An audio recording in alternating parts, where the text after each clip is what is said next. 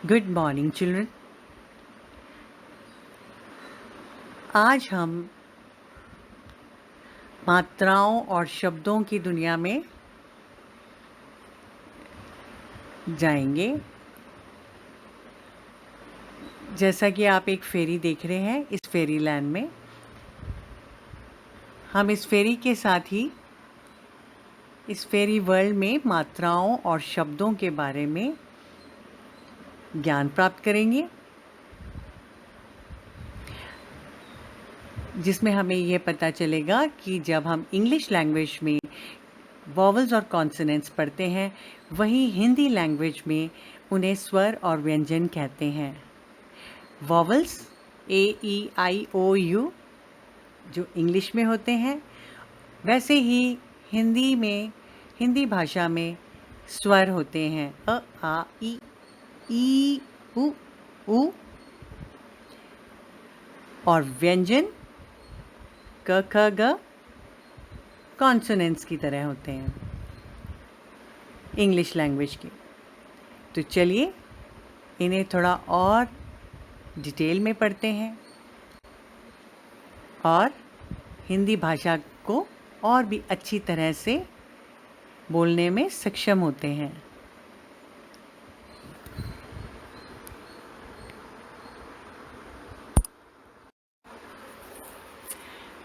भाषा मन की बात प्रकट करने के साधन को भाषा कहते हैं।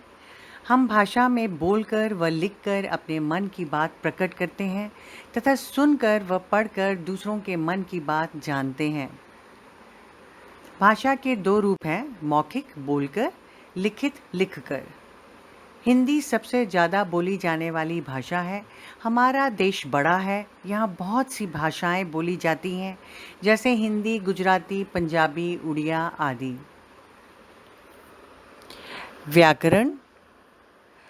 व्याकरण हमें भाषा को शुद्ध तरीके से बोलना और लिखना सिखाती है।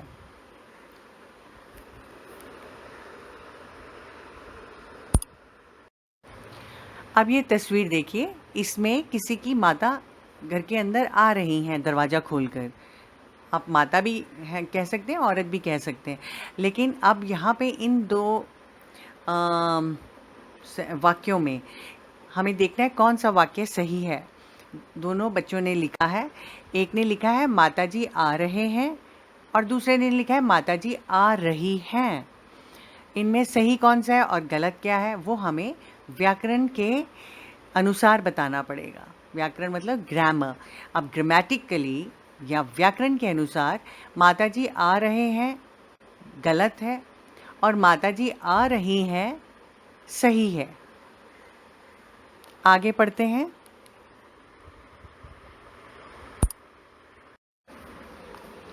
मेरे को दूध चाहिए, मुझे दूध चाहिए। ये दूसरी तस्वीर में हम देख सकते हैं कि अगर किसी बच्चे को दूध मांगना है अपनी घर में किसी से, तो वो कैसे मांगेगा, मेरे को दूध चाहिए या मुझे दूध चाहिए। अब इसमें सही सेंटेंस कौन सा है, मुझे दूध चाहिए। मेरे को नहीं कहते हैं, मुझे यूज़ करते हैं, ठीक है। थर्ड पिक्चर में आप देखेंगे घोड़ा घास खा रही है। कई बच्चे कहते हैं, खासकर ऐसी गलतियां तो ज़रूर करते हैं, रहा है रही है उन्हें पता ही नहीं चलता। तो इसमें घोड़ा घास खा रहा है, तो सही क्या है, घोड़ा घास खा रहा है। हम घोड़े के लिए यहाँ आ की मात्रा लगी है, कभी भी खा रही है करके नहीं बोलते हैं। अगर घोड़ी है तो हम कहेंगे घोड़ी घास खा रही है। घोड़ी मतलब फीमेल हॉर्स एंड मेयर होता है ना, तो घोड़ी फीमेल के लिए यूज़ होती, आई मीन फीमेल वर्ड्स के लिए या फेमिनिन वर्ड्स के लिए आप रही है यूज़ करते हैं, और मैस्कुलिन वर्ड्स के लिए रहा है यूज़ करते हैं, ठीक है। जो हमें भाषा का सही प्रयोग सिखाए उसे क्या कहते हैं, व्याकरण, इंग्लिश में ग्रामर। हर लैंग्वेज की, हर भाषा की व्याकरण या ग्रामर होती है, जिसे हमें फॉलो करना होता है, जिसके अनुसार हमें लिखना और बोलना और पढ़ना सीखना होता है। नहीं तो सब अपनी लैंग्वेज, उस लैंग्वेज को अपने तरीके से बोलेंगे, किसी को किसी की बात समझ नहीं आएगी. So there is a way to learn a language. There are certain grammatical rules for a language which we have to learn. Okay, and we have to know to learn a language.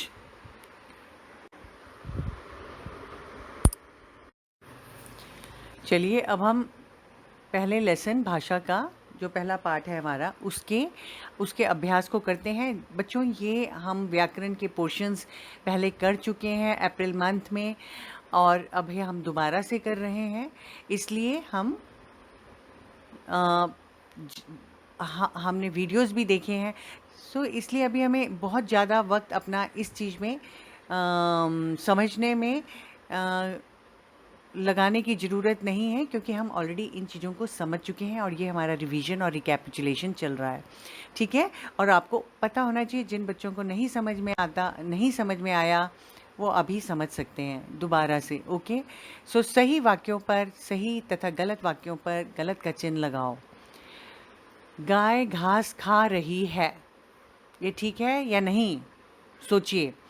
तोता मिर्च खा रही है, गलत है या सही. कुत्ता भौंक रहे हैं, गलत है या सही ग्रामेटिकली. कलम मेरे को दो, गलत है या सही. सोचिए और फिर टिक और रॉन्ग करिए अपनी बुक में, एंड बाद में क्रॉस चेक करना जो मैम अपने आंसर्स बताएंगी. इन वाक्यों को सही करो. मैं पढ़कर सुना रही हूँ ताकि आप पढ़कर अपने आप से अपनी किताब में या अपनी रफ कॉपी में लिख के रखें, and then cross check them with the answers which I am going to give you. अपने उत्तर मैम के दिए हुए उत्तरों से क्रॉस चेक करेंगे बाद में और देखेंगे सही क्या है, और सही आंसर को ही अपनी किताब में लिखेंगे, बुक में लिखेंगे. इन वाक्यों को सही करो. पेड़ पर तोता बैठी है. सेकंड, लड़की पार्क में व्यायाम कर रहा है. थर्ड, लड़का गेंद से खेल रहे हैं. फोर्थ, माताजी खाना पका रहे हैं. तो इनमें कौन से वाक्य में क्या गलती है और कैसे उसको सुधारना है वो सोचिए और लिखिए, and let us see whether your answers were right or wrong in the next slide.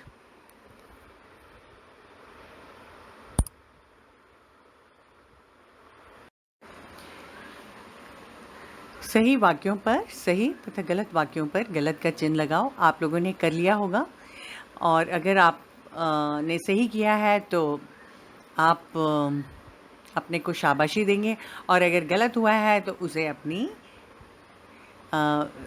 उसे मिटाकर अपने सही आंसर को अपनी किताब में, पुस्तक में लिखेंगे. ठीक है, तो लेट्स गेट स्टार्टेड. गाय घास खा रही है. ध्यान से सुनिएगा जो मैं एक्सप्लेनेशन देती हूँ. गाय घास खा रही है, ये सही है. क्यों? क्योंकि इसमें गाय है और रही है.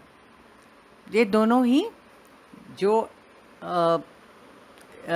लिंग और वचन के हिसाब से ये सेंटेंस ठीक है.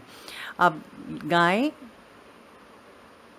को खा रहा है नहीं लिख सकते, खा रही है ही लिख सकते हैं. ठीक है, व्याकरण के अनुसार. अब मैं आगे आपको और अच्छे से समझाऊंगी, अभी फ़िलहाल आप इतना समझिए.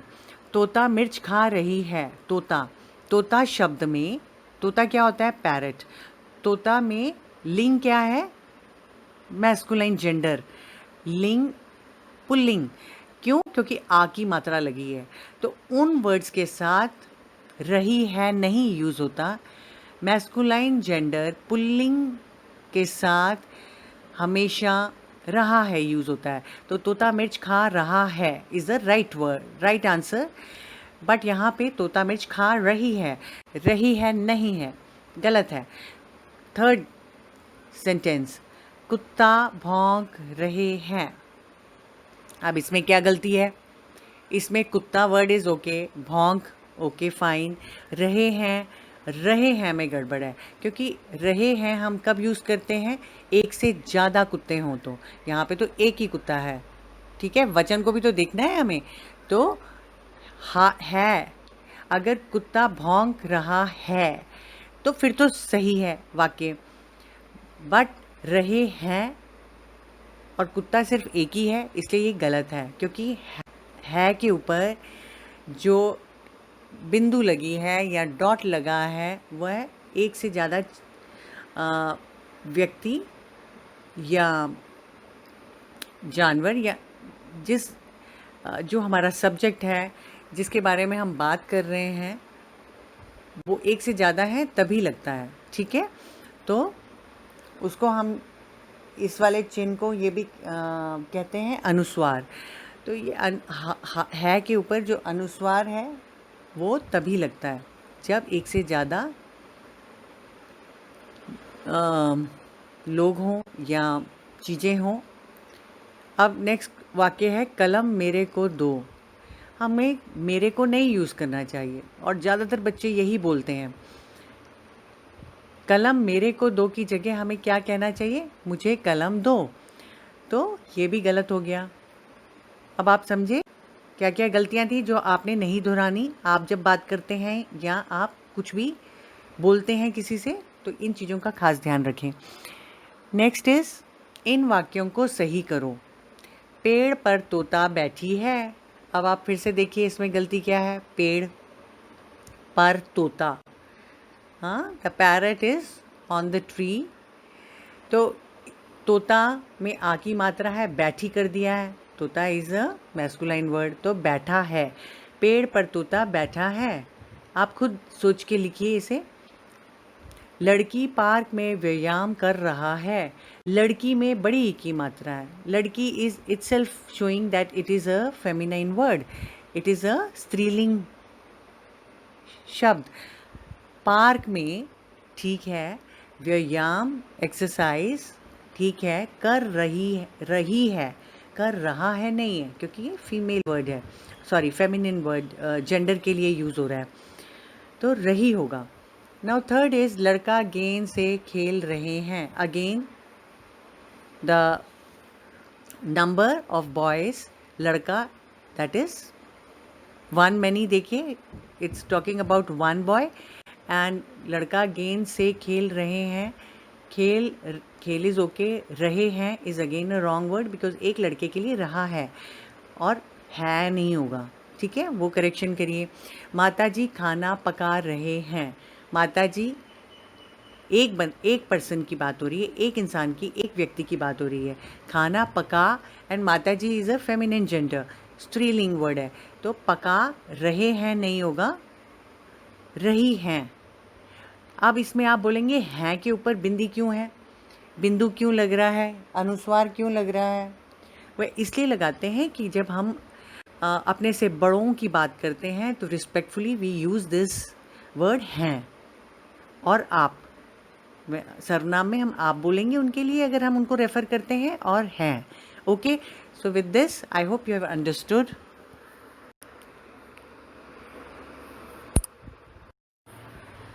सही शब्द चुनकर खाली स्थान भरो।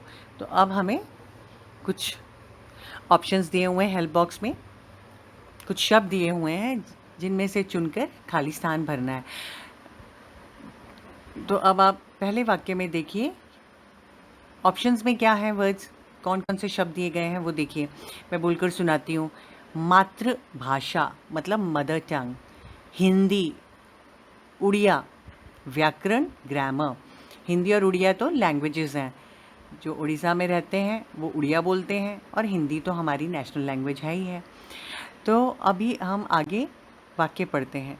डैश सबसे ज़्यादा बोली जाने वाली भाषा है, कौन सी है, हिंदी।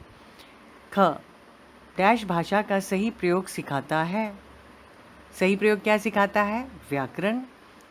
ओडिशा में डैश भाषा बोली जाती है, उड़िया। सबसे पहले हम डैश सीखते हैं, अपनी मातृभाषा सीखते हैं ना, मदर टंग। अपने देश में बोले जाने वाली 5 भाषाओं के नाम लिखो। ये है प्रश्न नंबर 4।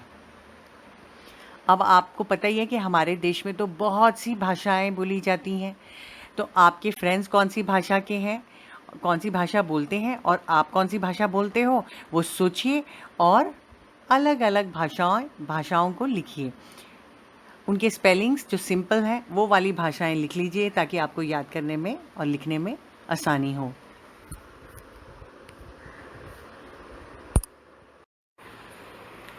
बच्चों, हर भाषा के अपने अपने वर्ण होते हैं। वर्ण मतलब अल्फ़ाबेट्स होते हैं। अंग्रेजी में जैसे A B C D E F G H I J K L M N O P Q R S T हम बोलते जाते हैं जेड तक। 26 वर्ण हैं, 26 अल्फ़ाबेट्स हैं। हिंदी में वर्णों की संख्या 48 है, 48 है। हिंदी के वर्णों के को दो वर्गों में बांटा गया है: स्वर वॉवल्स और व्यंजन कॉन्सोनेंट्स। अब स्वर क्या है वो आपको अच्छी तरह मालूम है। आ ई उ री ए ओ औ, इन्हें क्या कहते हैं? स्वर। ये मात्राएं होती हैं, ठीक है। कभी अपने मूल रूप में यूज़ होती हैं शब्दों के अंदर, और कभी इनको मात्रा के फॉर्म में या मात्रा के रूप में यूज़ करते हैं व्यंजनों के साथ। अब व्यंजन क्या है? व्यंजन भी कॉन्सोनेंट्स, इंग्लिश में व्यंजन को कॉन्सोनेंट्स कहते हैं। और ये वर्ण मतलब लेटर्स, ये जो लेटर्स हैं आपको बहुत अच्छी तरह आपने लिखने सीखे हैं। 12 खड़ी में भी आप विभिन्न मात्राओं के साथ इन्हें लिख चुके हैं क्लास 2 में। क्लास 3 में भी दोबारा 12 खड़ी लिखेंगे। तो व्यंजन क्या है? क ख ग घ ण, च छ ज झ ञ, ट ठ ड ढ ण, त थ द ध न, प फ ब भ म, य र ल व, श श स ह। ये व्यंजन होते हैं। इनके अलावा कुछ वर्ण और भी हैं। जैसे ड के नीचे बिंदु होएगा तो ण, और ढ, ढ ढक्कन, उसके नीचे बिंदु होगा तो ढ। और अनुस्वार, अ के ऊपर बिंदी होती है ना, बिंदु लगाते हैं हम कुछ शब्दों में अक्षरों के ऊपर, तो वो है, उसे कहते हैं अनुस्वार। और जो ह, विसर्ग, जैसे प्रातः, उसमें आप 2 डॉट्स लगे होते हैं तो छोटे से ह जैसा साउंड आएगा, ध्वनि आएगी, उसे विसर्ग कहते हैं। और कुछ संयुक्त वर्ण भी होते हैं, जैसे श क्षत्रिय, त्र त्रिशूल, ज्ञा से ज्ञानी, और श्रा से आश्रम या श्रम। आश्रम में श्र यूज़ होता है ना। तो ये संयुक्त वर्ण इन्हें इसलिए कहते हैं क्योंकि जैसे श क्षत्रिय वाला क और श से बना है, त्र त्रिशूल वाला त और र व्यंजन को मिला के बना है, और ज्ञा ज्ञान या ज्ञानी, जो ज्ञा है वो ज और यहाँ से बना है, श्र श और र से बना है, ठीक है। तो जब दो व्यंजन मिलकर एक नया व्यंजन बनाते हैं उन्हें संयुक्त वर्ण कहते हैं, ठीक है। इतना समझ में आ गया?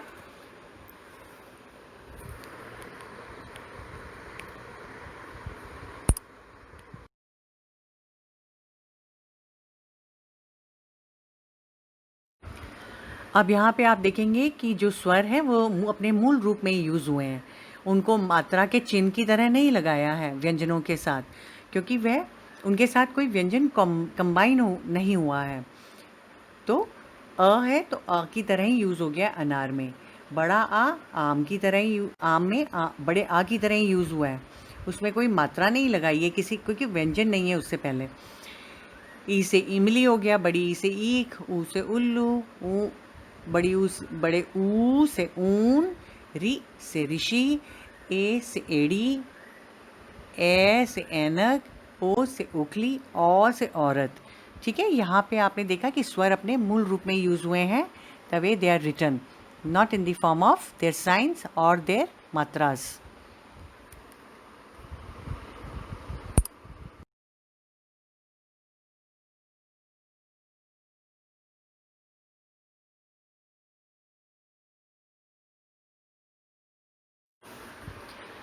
अब यहाँ देखिए, पढ़ो, स्वर के नीचे स्वर लिखे हैं, उनकी जो मात्रा लगेगी व्यंजन में वो भी लिखी है, और व्यंजन के साथ मात्रा का इस्तेमाल कैसे होता है, तो स्वर को हमने मूल रूप में लिखा है और उसकी मात्रा को लगाकर शब्द बन जाएगा। ठीक है, तो हमें ये ब्रेक करके बताया हुआ है शब्द को कि व्यंजन कैसे लिखते हैं, कौन सा व्यंजन यूज़ हुआ है और उसके साथ कौन सा स्वर है।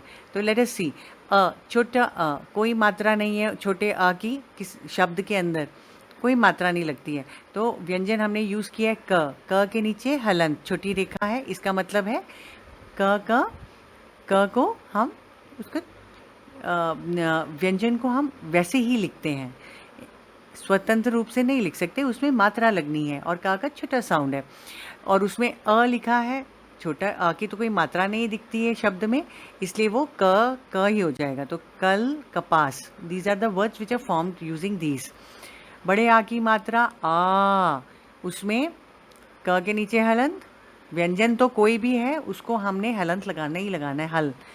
अब का प्लस बड़े आ तो क्या हो गया का, और ये क्या हो गया कान, बड़े का और माँ तो काम, तो दो व्यंजन का और म है और इसमें क में बड़े आ की मात्रा लगाई हुई है, तो काम, कान, ये दो वर्ड्स बन गए हैं। छोटी ई हमेशा सामने की तरफ लगती है शब्द में, लेफ्ट हैंड साइड की तरफ जाती है, तो क प्लस छोटी ई तो वो लेफ्ट साइड में का के आ गई है। ठीक है ना, एंड देन उससे की आवाज़ आएगी, तो की से किला, किसान, हमने वहाँ पे यूज़ किया है की शब्द, व्यंजन और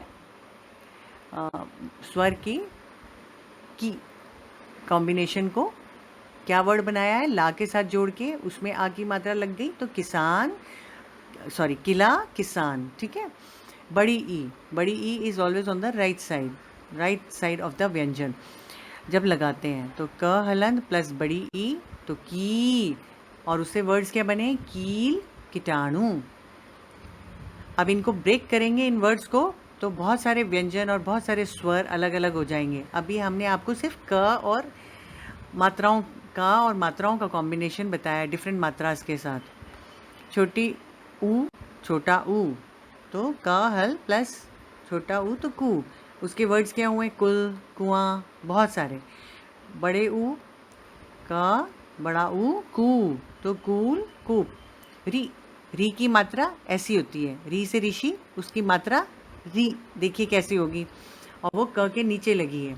फिर कृषि, कृष्ण, छोटी ए की मात्रा केश, केला, बड़ी ए की मात्रा क हलंत प्लस बड़ी ए कैलाश, कैदी। ओ, छोटी ओ क हल प्लस ओ को, उससे क्या शब्द बने, कोयल, कोड़ा, कोयला। ओ में बड़े ओ की मात्रा क में लगेगी, बड़े ओ की मात्रा क हल, हमेशा हलन के साथ लगाने व्यंजन, और कौ बनेगा और देन कौआ, कौन। तो इस तरह से हमने देखा कि किस तरह व्यंजनों के साथ स्वर लग के एक शब्द बनाने के काम आते हैं कॉम्बिनेशंस।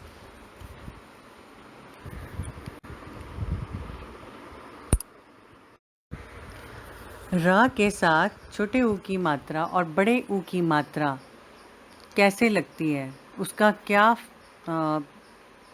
उसकी लिखावट क्या है।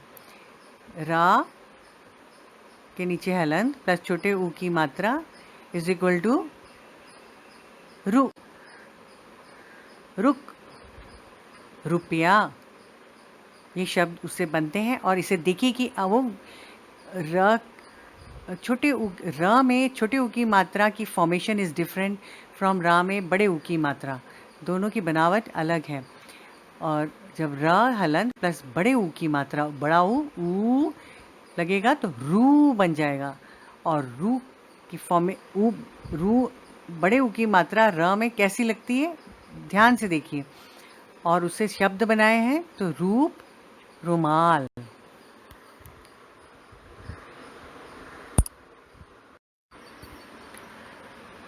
कमल, कमल कमल, स आधा ब, जा को बड़ी ई की मात्रा जी, सब्जी। इसमें बा में छोटी ध्वनि आती है सब्जी, इसलिए उसको आधा अक्षर लिखा हुआ है।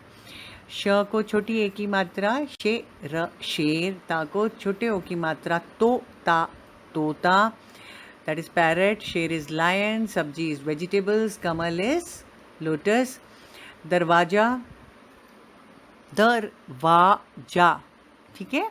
दर वा को आ की बड़े आ की मात्रा, जा को बड़े आ की मात्रा, वा जा तो दरवाजा। च आधा म, पूरा म च, चम्मच, ठीक है। इसमें आप ध्वनि देखिए 2 बार होती है माँ की, एक बार छोटी ध्वनि होगी और पूरी, तो हमको पता है कि उधर पे आधा माँ और पूरा माँ लगेगा। पेड़, पा को छोटी ए की मात्रा पेड़, पेड़। फल, फल। का को बड़े आ की मात्रा न, कान। नल, नल। घा को ओ की मात्रा घोड़ा, रा को आ की मात्रा घोड़ा। अब ये घ किस तरह लिखते हैं? घ और ध में फ़र्क होता है। घ के ऊपर आपको पूरी रेखा दिखाई देगी और ध में गैप होता है रेखा में, ठीक है, ध धनुष में। नेक्स्ट इज गमला, ग म ला को बड़े आ की मात्रा गमला।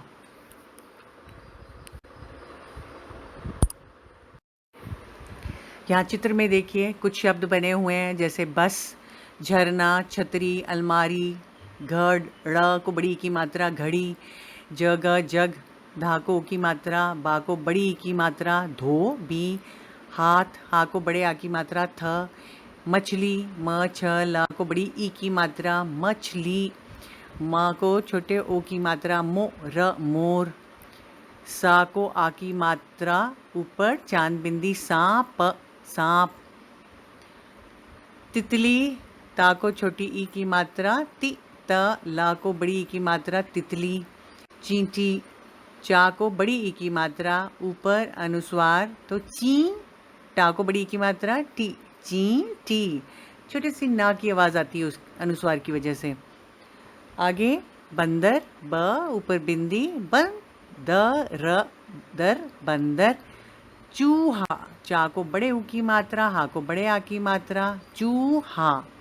रा को बड़े आ की मात्रा रा, जा को बड़े आ की मात्रा रा जा। सैनिक, सा को बड़ी ए की मात्रा सै, ना को छोटी ई की मात्रा नि क, सैनिक। झन, झ के ऊपर अनुस्वार झन, डा को बड़े आ की मात्रा डा, झंडा। घ और अड़ा, अड़ा को आ की मात्रा घड़ा। ह था को ओ की मात्रा, बड़ी ओ की मात्रा थौ।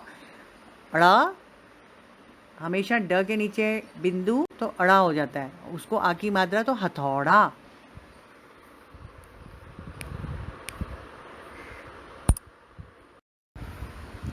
अब हम बढ़ते हैं अभ्यास की तरफ। पाठ 2 के अभ्यास है, पाठ 2 का अभ्यास है। कलश में से छांटकर स्वर और व्यंजन अलग अलग क्रम से लिखो।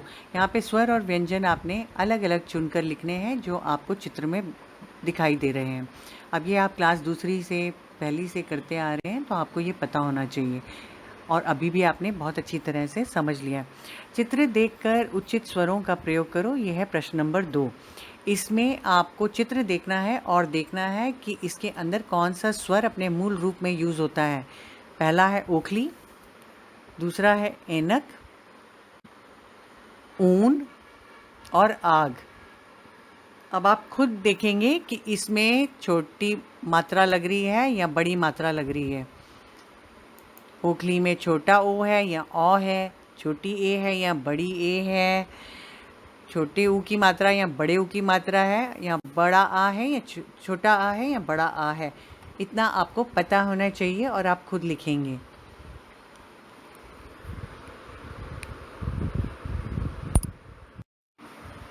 यहाँ पर आप देखेंगे इस स्लाइड में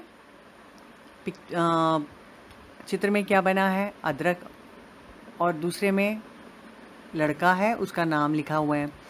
तो अब इनके स्वर और व्यंजन को जब अलग अलग करके लिखा है तो अ द र क, है ना। और मदन के लिए म प्लस द प्लस न, है ना। तो ऊपर गए दिए गए अक्षरों को जोड़कर पढ़िए। तो अदरक एक शब्द है जिसका कोई मतलब है और हमें समझ में आ गया कि it is in English it is called ginger. अदरक सब्जी का नाम है। मदन लड़के का नाम है। अरकद, अगर हम उनको आगे पीछे करके लिख देंगे, उनके शब्द जो हैं उनमें जो वर्ण यूज़ हुए हैं, स्वर और व्यंजन, उनको आगे पीछे कर दोगे तो अरकद इसका कोई मतलब है नहीं। दनम इसका भी कोई मतलब नहीं है। तो अक्षरों के उस मेल को, सही मेल को ही शब्द कहते हैं जिनका कोई अर्थ होता है। किसी भी कॉम्बिनेशन, ऑड कॉम्बिनेशन को बनाकर हम कहें ये शब्द है तो वो नहीं होता, उसका कोई अर्थ होना चाहिए उस शब्द का। जैसे आगे हम देखते हैं।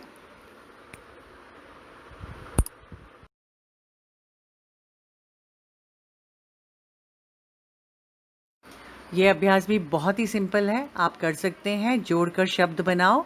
श प्लस ह प्लस र, तो क्या बनेगा? शहर। म प्लस ग प्लस र इज़ मगर।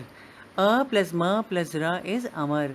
न ट ख ट, नटखट। ठीक है। चित्र देखकर शब्द लिखो। अब ये आपने बहुत बार किया हुआ है। तो पहली पिक्चर में क्या है? चित्र में शेर, तो आप सही तरीके से शेर लिखें। दूसरी में लड़की, इसमें अड़ा आएगा और का को बड़ी की मात्रा आएगी। ल ड़ को अड़ा, क को बड़ी की मात्रा लड़की। तरबूज, त र बा को बड़े ऊ की मात्रा बू ज तरबूज। म छ ला को बड़ी की मात्रा ली मछली। शेर का क्या होगा? श को छोटी ए की मात्रा र, शेर। आपको बता दिए, अब आप खुद लिखेंगे। ठीक है।